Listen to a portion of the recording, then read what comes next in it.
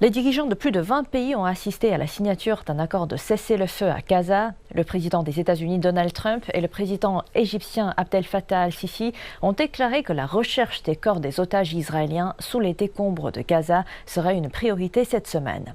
Nous retrouvons Abdel El-Makouri à Sharm el-Sheikh en Égypte. Regardez. Les dirigeants de 27 pays se sont rendus à Sharm el-Sheikh, marquant ainsi la première phase de l'accord de cessez-le-feu proposé par le président des États-Unis Donald Trump à Gaza.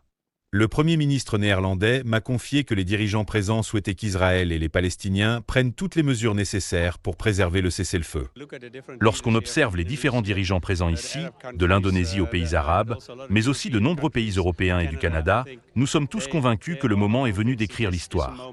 Je pense qu'en nous montrant tous solidaires derrière la signature, nous enverrons un signal clair à Netanyahou, mais aussi à l'autorité palestinienne pour qu'elle mette en œuvre des réformes en son sein, ainsi qu'au Hamas pour lui faire comprendre qu'il ne peut plus jouer de rôle dans l'avenir de Gaza. Les chefs d'État des États-Unis, d'Égypte, du Qatar et de la Turquie ont signé l'accord de cessez-le-feu conclu la semaine dernière.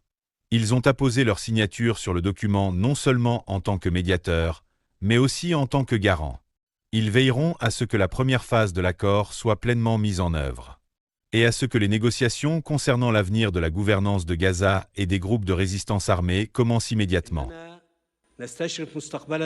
Nous envisageons désormais un avenir radieux pour notre région, un avenir où les villes sont forgées par l'espoir, et non un avenir qui étouffe la mémoire de leurs citoyens sous les ruines.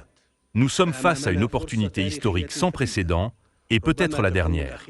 C'est le moment d'établir un Moyen-Orient libre de toute menace pour sa stabilité et son progrès. Nous sommes ici pour célébrer la fin de la guerre à Gaza. Avec l'aide de Dieu, ce sera donc le début d'un nouveau Moyen-Orient.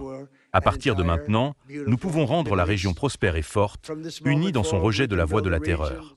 Le président égyptien Abdel Fattah al-Sisi a tenu à souligner le rôle de M. Trump dans l'accord de cessez-le-feu. Il a partagé avec lui la présidence du sommet de paix de Sharm el-Sheikh.